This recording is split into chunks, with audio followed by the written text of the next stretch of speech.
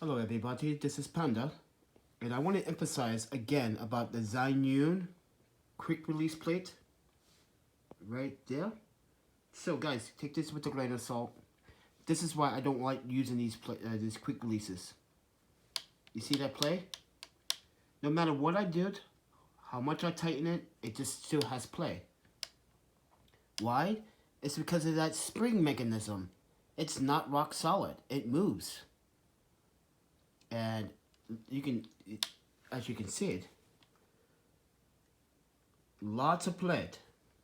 That's not good for long exposures at all. This is why I do not recommend using the Zhiyun. That's why I decided to fix the Ulanzi quick release that broke earlier today.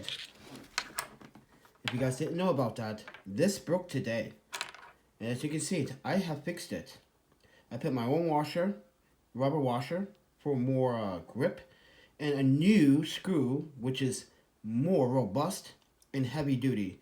The one that comes with it, mind you, if you look at it, it's a recycled composite material. I'm not a big fan of it. You can see where it nick off. So, yeah, with that said, put this on. I'm going to replace that Zhiyun plate.